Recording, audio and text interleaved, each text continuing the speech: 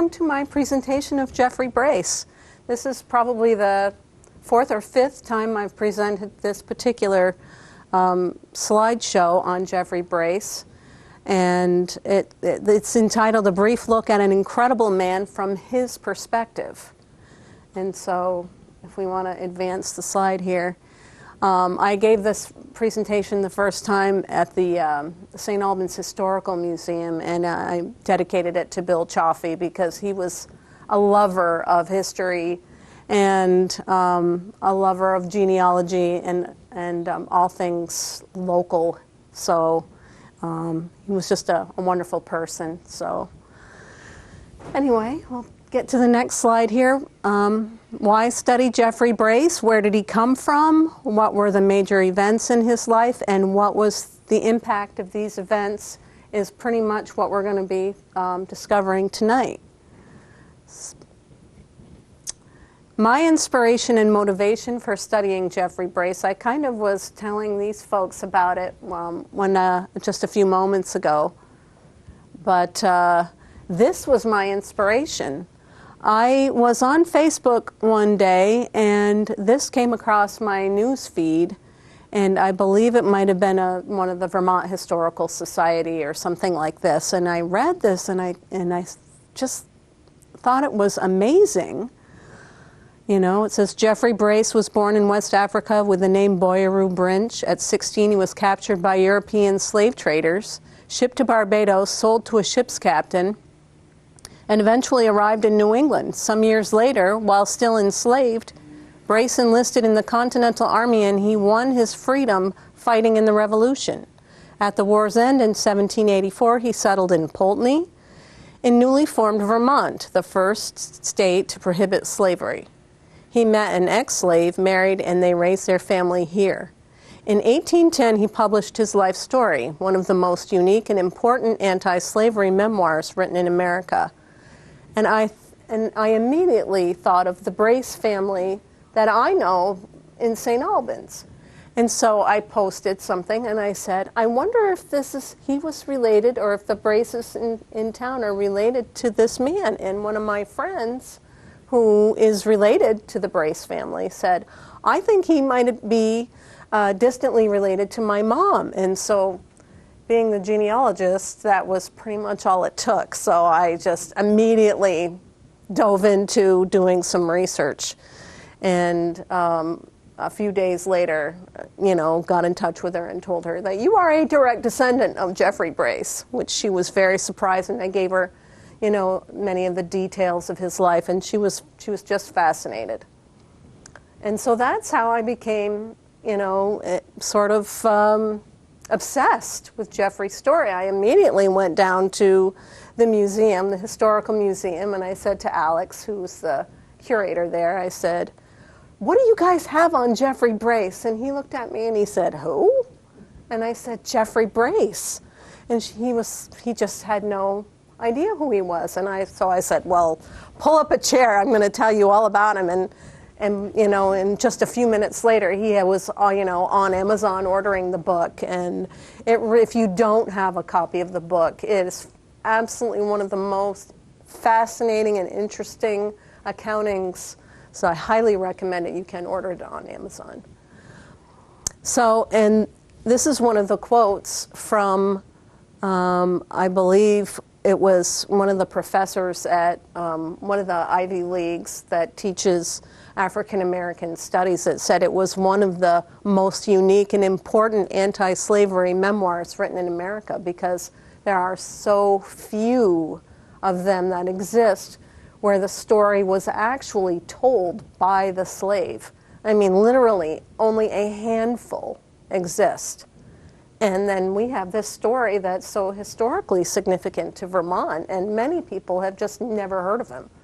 So my mission is to get people to know who he is and what he was all about, because he was an extraordinary person. So this is a quote from James Campbell from Stanford, who said, over the course of about 350 years, something on the order of 12 million people were shipped across the Atlantic, And yet we could count on our hands the number of surviving first-person written accounts of people who made that journey.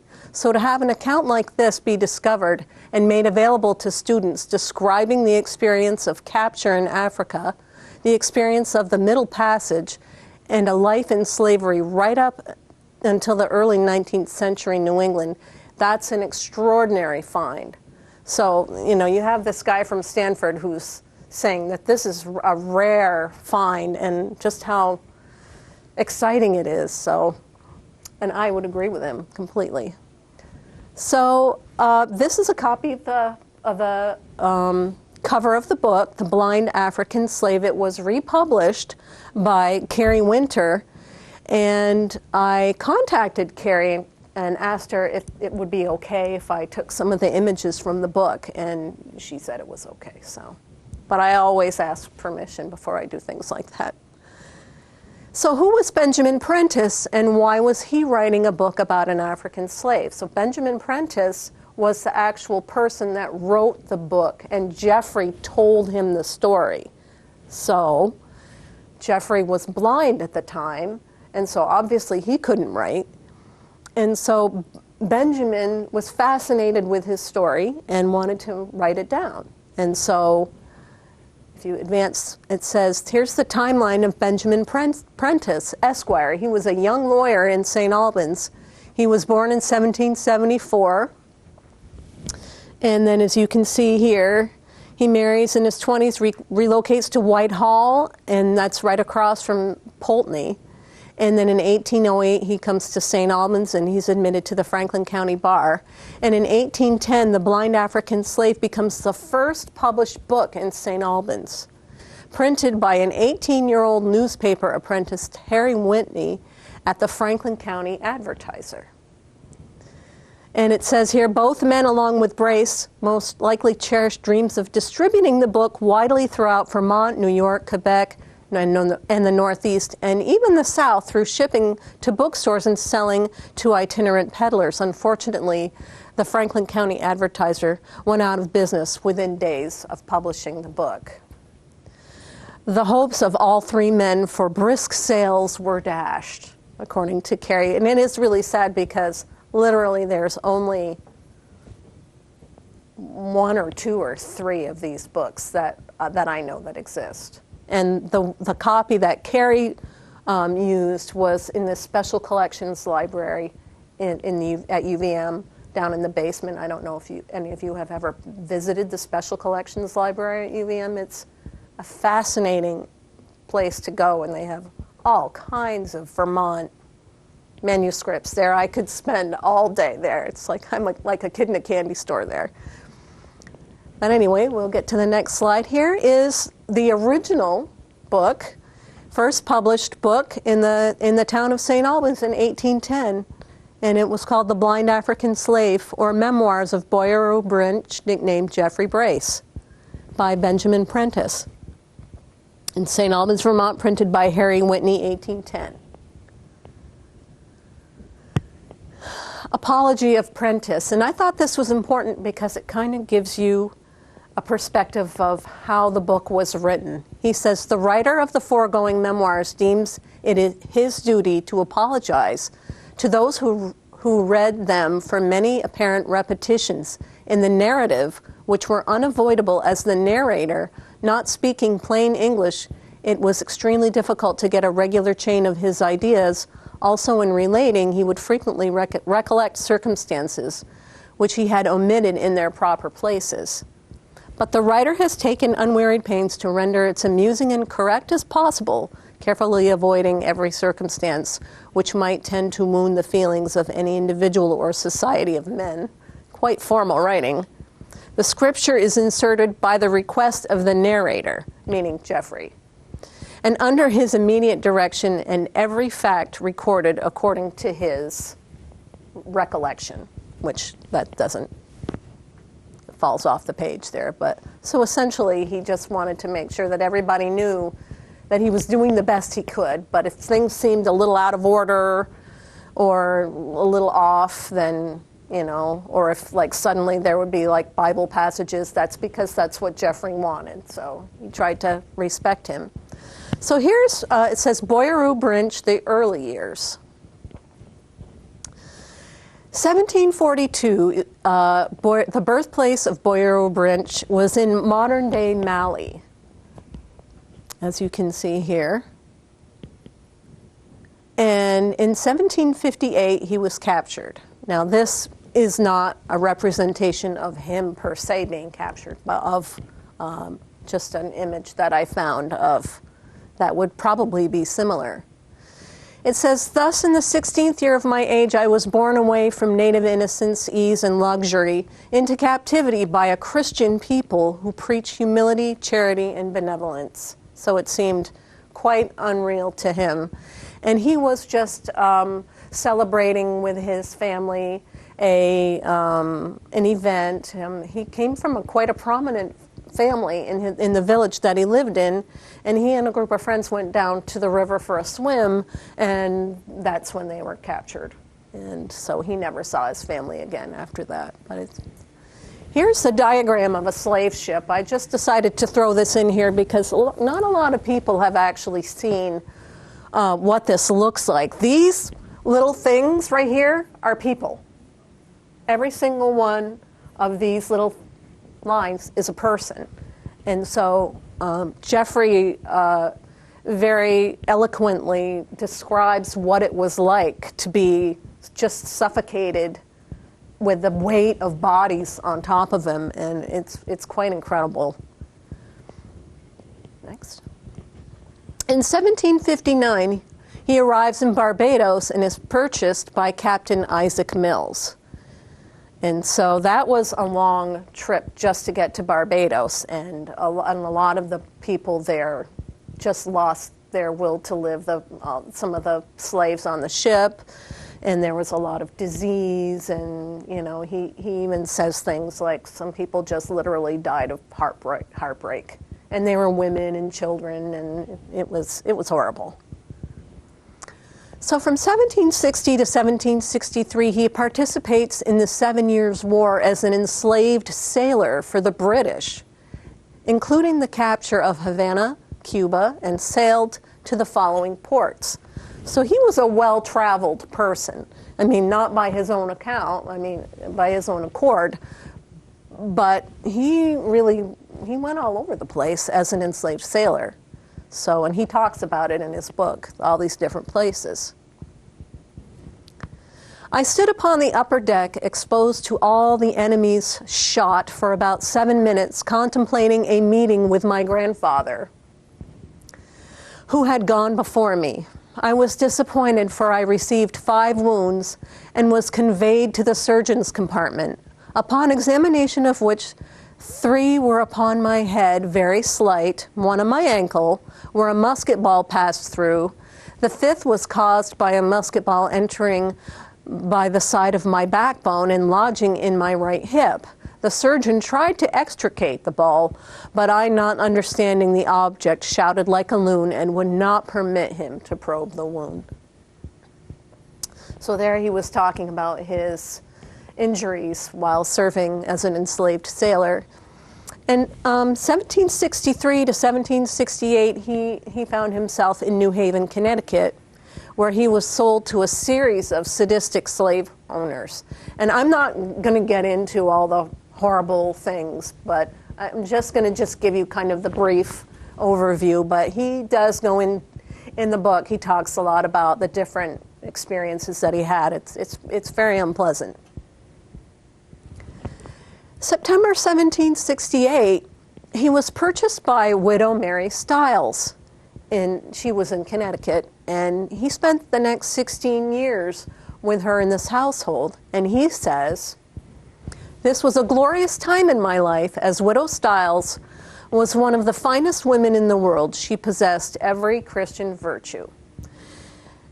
And Jeffrey really wanted to learn how to read and write, and so she decided she was going to try to send him to school, but that didn't work out. So she said, "Well, I will just teach you myself," and so she did. And so even though he was, owned by her, he felt a very strong, positive connection to her because she was apparently a very wonderful person. So I think it's great that despite his situation, he found, such an affinity for this lady. She questioned me for some time with all the humanity of a saint, then generously told me I should not be whipped at school, for she would learn me to read herself. Accordingly, she, with the intentions as good and pure as virtue itself, taught me to read and speak the English language. She was indefatigable, I always get that word wrong, until I could read the Bible and expound the scriptures. And this was something that stuck with him his whole life, because even until his late 80s, he could speak the scriptures on, and just verbatim. It was amazing. In 1777, he enlists in the Revolutionary War. When this lady died, I descended like real estate in fee simple to her son Benjamin Stiles, Esquire.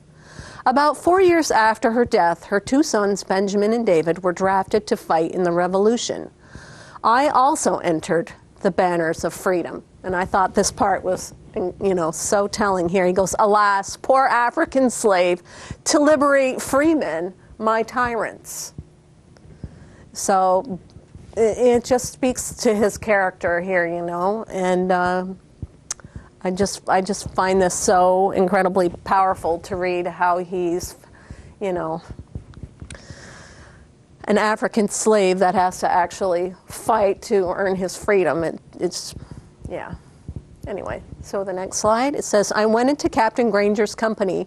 From thence I was drafted into Captain Barker's company of light infantry, as they wanted 6 feet men. I then wanted but 1/4 of an inch of being 6 feet 3 inches. So he was a tall guy.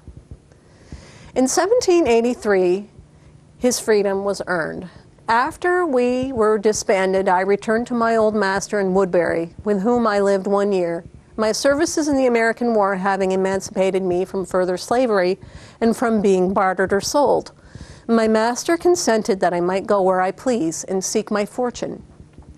Hearing flattering accounts of the new state of Vermont, I left Woodbury and traveled as far as the town of Lenox, Massachusetts, where for the first time I made a bargain as a free man for labor. In 1784 to 1789, he buys land in Poultney, and that's right outside of Green Mountain College is where that historical marker is. He meets the love of his life, Susan. So long had I been acquainted with, and so long had I been enervated to the keen smarts of disappointment, that it seemed impossible that I should ever realize the supreme joy of being united in the holy band of matrimony to a native African female who possessed a reciprocal abhorrence to slavery, and whose sufferings have been equal to any that can be delineated by the pen, or endured by the bravest of the human race, whose history I must omit, as it will swell these memoirs beyond the bounds of my limits. And it's really, really too bad that he didn't spend more time talking about Susanna, his wife, because as a researcher, there's really nothing, about that I can find about her, except for what he mentions in the book. He does mention that she was married, she was a widow since she had 2 children, and he does talk about his 2 children in the book, but there's really not enough for me to really grab a hold of and really have some strong evidence that, I have found some possibilities, but nothing concrete yet to figure out who her children were, etc. So, but I'll keep researching. This right here is the 1790 United States Federal Census for Jeffrey Brann. So as you can see, it's rather difficult to find these things, but this is the town of Poultney, and then there's I don't know if you've ever seen what a 1790 census is, but it just has the name, and then at the top it lists like how many people per age live in the house. Like it'll say males age to this age, and then females this age to this age. And so it's just basically the head of the house and then numbers. They just tally numbers. I think the next slide, actually, you can see where it says Brand Jeffrey. And it said that there was, I believe it said that there was 3 children in the house and 2 adults. So at that point, he did have a couple of children with Susan. She had 2 from her first marriage, and I believe he had 3 children. Although, again, it's been very difficult to find the evidence other than one child that's I've been able to find evidence on documentation. The other 2 I've not really had much luck with. Here's the definition of the term bound out.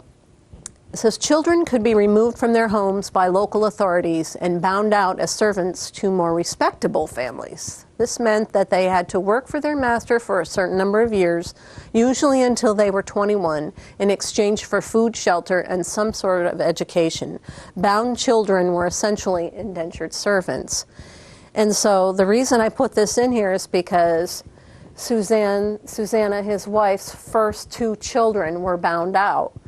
And he was really worried that that's what they were going to, the townspeople were going to try to force that on him, that his children would be bound out, and he just absolutely would have nothing to do with that, because they really felt like, because of the color of his skin, that he wasn't capable of raising children. So anyway, so that he was just solidly, that's just not going to happen. And it's been a challenge to try to find her children in records. Like I was telling you before, I do have some guesses as to who they are, but I'll keep working on it. In 1791, stepchildren were bound out in Pulteney. And this is a quote from Jeffrey. He says, the complaint amounted to this, that I was a black man. The corruption and superstition mingled with the old Connecticut bigotry and Puritanism made certain people think a Negro had no right to raise their own children. A lot of these things I find just unbelievable. In 1802, he moves to Sheldon, which brings us to here. Here we are in Sheldon. After all matters were settled in Pulteney, I removed to Sheldon in Vermont, a new town about 114 miles north of Pulteney. I purchased 50 acres of land of Major Samuel Sheldon. I paid him down in cash $25, and he was to wait 6 years for the remainder, the price being $5 an acre. And I don't know how much you guys have heard the rest of the story, but I tabbed it in the book, and it's literally a paragraph, so I'll read it to you so you can hear what all, because there are different ways that you can interpret this. Somebody was referring to it, he was swindled, but out of his land that he bought from Samuel Sheldon, but all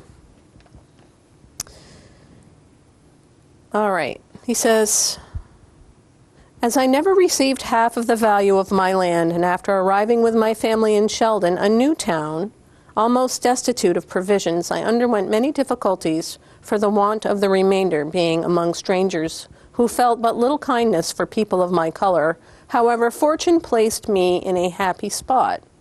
I went to live on some land belonging to Major Jedediah Clark, who had been a neighbor to me. I also lived near Josiah Tuttle, Esquire, who was to me a benefactor, as I was greatly indebted to him for many acts of kindness.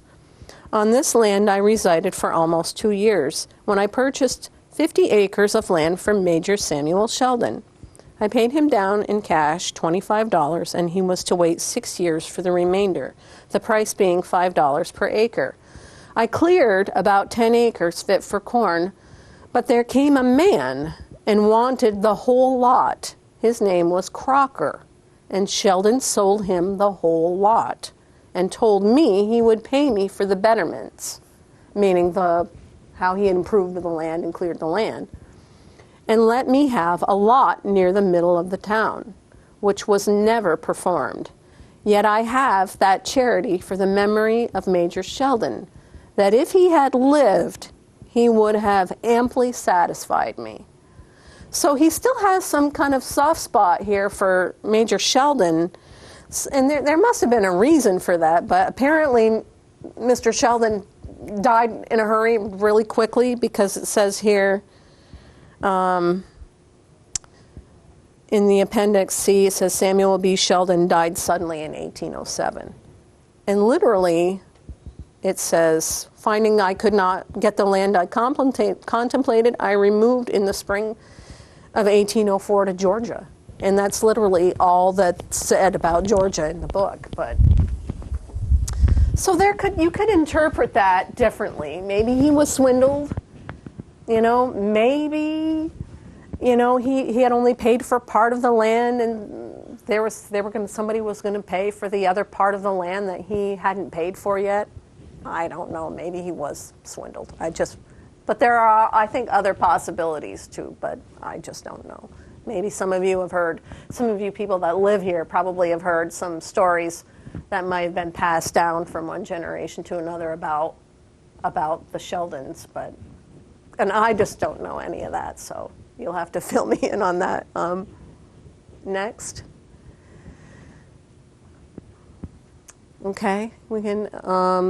In 1807, his wife Susan dies in Georgia. He says, "Here I settled down in the peaceful sunshine of anticipated delight. Industry caused prosperity to hover around my cot, but alas, when gliding along in the peace and sunshine of earthly felicity, veiled were the heavens in black. The partner of my life was called from me, and her soul wafted into boundless eternity. Short was the warning, but heavy the blow. She was taken sick on the 8th of March, 1807, and died 19th of the same month. The throbbing and tender emotion of my bosom during her illness are indescribable, but death sealed the fate as indelible, and it was my duty to be content, but I was left without an earthly companion to linger out the remainder of my days." So this just is heartbreaking to me. And in 1810, this was a excerpt from the St. Albans Messenger, and so it's basically an advertisement for the blind African slave. So it says the blind African slave memoirs of Boyer O'Brinch, nicknamed Jeffrey Brace, containing an account of the kingdom of Baowu in the interior of Africa, the foil climate and natural productions, on and on. It's kind of difficult to read, but I thought that was pretty cool. So I included that. And here's his pension application. So this kind of brings me to more of the focus of what I've been researching was his struggle to earn his pension. Because when he went to get his pension, he was sickly, he was destitute, he was blind, and he needed his pension, and he had to really fight for it. So these documents represent his court documents to get his pension here. And as you can see, I have a whole binder over here of all of the different depositions that people would come in, and they would, kind of give a character, reference for him, and they were all wonderful. And so it's very difficult to read, but I believe the next slide has a transcription. It says, "On the 4th day of April, 1818, before me, the subscriber, one of the judges of Franklin County Court, personally appears Jeffrey Brace, aged about 78 years, resident of Georgia in said county of Franklin, who being by me first duly sworn according to the law, It says, doth his oath make the following declaration in order to obtain the provisions made by the late act of Congress entitled an act to provide certain persons engaged in the land and naval service of the United States in the Revolutionary War, that said Jeffrey Brace enlisted in Woodbury in the state of Connecticut in the fall of the year, but the year does not recollect, but thinks it was in the year 1777. In the company commanded by Captain Granger in Colonel Meigs' regiment in the Connecticut line. Afterwards was transferred to Captain Baker's company. He enlisted for 3 years, as he thought, but was returned for during the war that he continued in said corps until the summer of 1788, when he was discharged from said service in West Point by receiving an honorable discharge with a badge of merit, which discharge is lost. And then it talks about Battle of White Plains and Westchester and how he received a wound at the capture of Mud Fort and retreated with the American Army. But he says, although he supposed he enlisted for 3 years, he was returned for during the war. He cheerfully served 5 years and 9 months, and that he is in reduced circumstances and stands in need of the assistance of his country for support. And signed an X, Jeffrey Brace. And this is a deposition by Frederick Bliss of St. Albans. So this is just one of many people that came to, give a great attestation and affidavit on behalf of Jeffrey's character. And there's, like I said, if you really wanted to read more, I have a whole binder. I can happily share it with you. Next.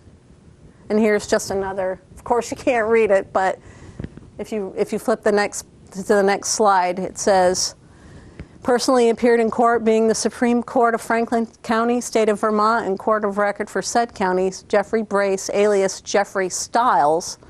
As to my age, I am not certain, being born in Africa, but I believe I am aged about 85 years, resident late of Georgia, and now in St. Albans in said county, who being duly sworn according to law, doth on his oath declare that he served in the Revolutionary War as follows.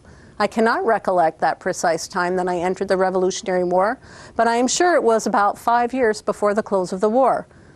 And then he talks about where he served, and he says that he was frequently transferred. And he was discharged at West Point, but he had lost his papers. I have no property of any kind, and I have been supported for a number of years by public and private charity. I have no family. I am by occupation a farmer and laborer, but have been totally blind for about 7 years and unable to do anything for my support. Next. And then this is just other. Clearly I'm not going to read these, but this is just another attestation here, another deposition. Samuel Booge, and I think it's Fairfax, in the county of Franklin, and he says that Jeffrey Brace, now of Georgia in said county, was in the American service in 1778 and was known to hire and belong to Captain, I don't know what that is. Baker or Barker, I believe it is. Company and Colonel Meigs' regiment.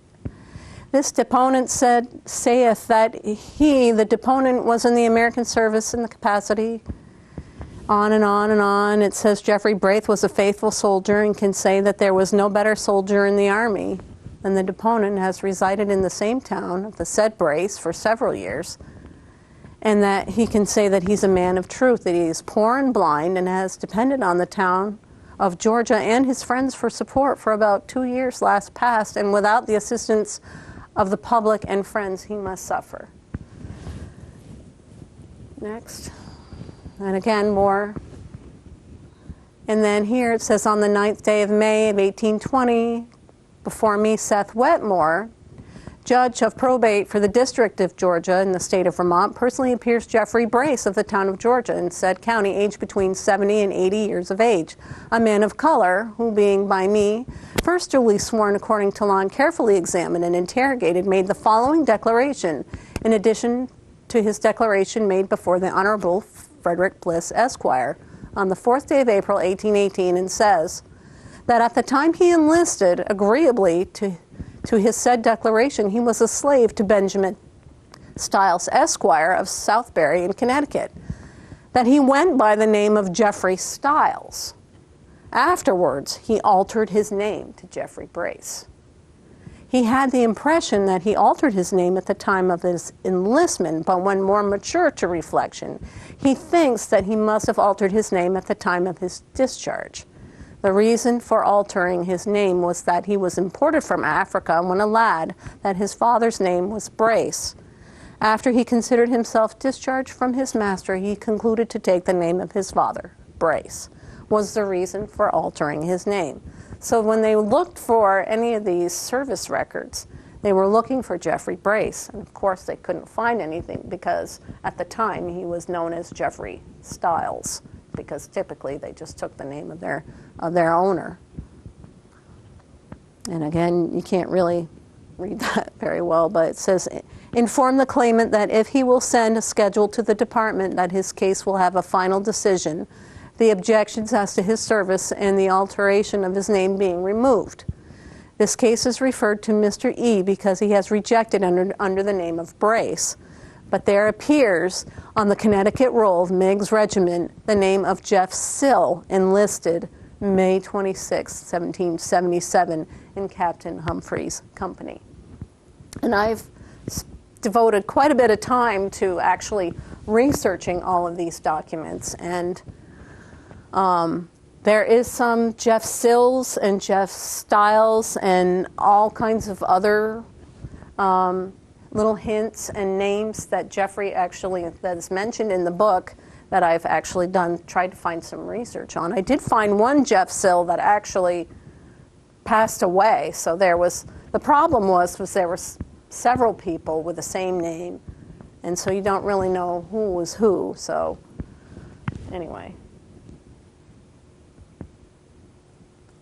And then right here is a statement showing the names, rank, and persons residing in Franklin County in the state of Vermont who have been inscribed on the pension list. So he finally, alias J. Stiles, finally did, after, quite a struggle, get his pension, his Revolutionary War pension. So,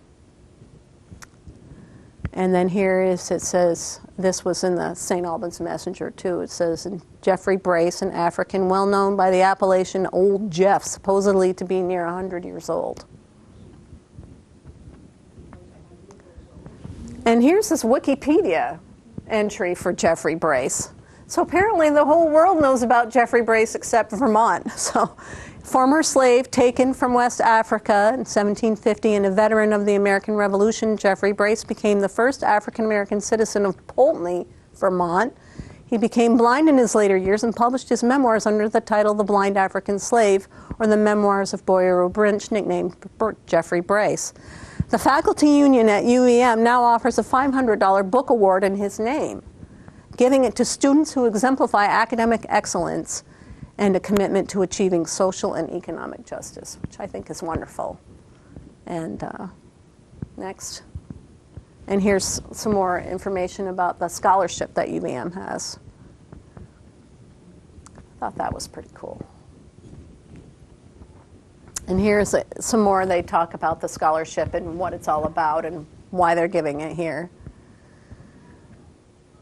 In its memory of this important early Vermonter, that United Academics seeks to facilitate the pursuit of academic excellence and social justice by the students of the University of Vermont, which is exemplified by these individuals who, at this point, I believe had won the book award.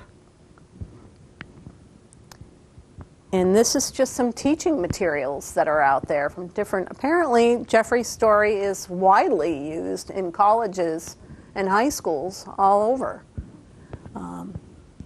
Here it says that this is some materials used by Arizona State back in 2006. So they use his memoirs as a teaching tool, which is really great. And that's it. Thank you. Thank you so much for coming. Like I said, it is my mission to get Jeffrey's story out there, because if you haven't read the book, it's amazing, and he was an amazing person. So I'm really hoping that you will all get a copy of it and read it. Yes?